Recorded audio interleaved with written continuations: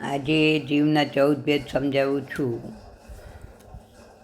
સૂક્ષ્મ એકેન્દ્રિયનો અપર્યાપ્તો અને સૂક્ષ્મ એકેન્દ્રિયનો પર્યાપ્તો.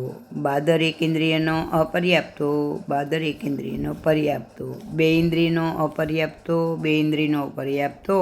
તે ઇન્દ્રિયનો અપર્યાપ્તો, તે ઇન્દ્રિયનો પર્યાપ્તો. ચૌરેન્દ્રિયનો અપર્યાપ્તો, ચૌરેન્દ્રિયનો પર્યાપ્તો. અસંગની પંચેન્દ્રિયનો અપર્યાપ્તો, અસંગની પંચેન્દ્રિયનો પર્યાપ્તો.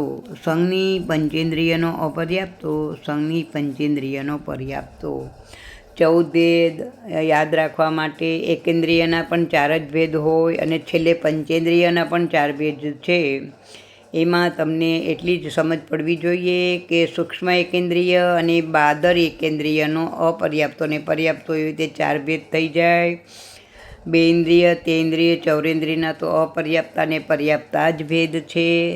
જ્યારે પંચેન્દ્રિયમાં અસંગની પંચેન્દ્રિય પણ હોય અને સંગની પંચેન્દ્રિય પણ હોય તો એમના અપર્યાપ્તા અને પર્યાપ્તા એવી રીતે એમના પણ પંચેન્દ્રિયના પણ 4 ભેદ બને. તો અસંગની પંચેન્દ્રિય કોને કહેવાય અને સંગની પંચેન્દ્રિય કોને કહેવાય એ પણ એક ખબર પડવી જોઈએ.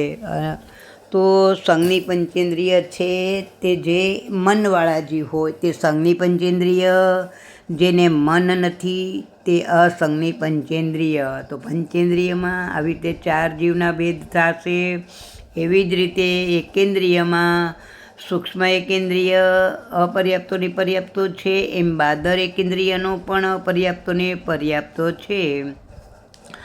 તો સૂક્ષ્મ એકેન્દ્રિય આપણને ન દેખાય એ કેવળી ભગવાન દેખી શકે. બાદર એકેન્દ્રિય આપણે જોઈ શકીએ છીએ. તો એકેન્દ્રિયના 4 ભેદ અને પંચેન્દ્રિયના 4 ભેદ જો તમને સમજાઈ જાય તો બે ઇન્દ્રિય, તે ઇન્દ્રિય, ચૌરેન્દ્રિયના તો ત્રણેયના ભેદ અપર્યાપ્ત અને પર્યાપ્ત 6 ભેદ જ છે. આવી રીતે જીવના 14 ભેદ છે. આ જ રીતે પાછા જીવના 563 ભેદ આવશે.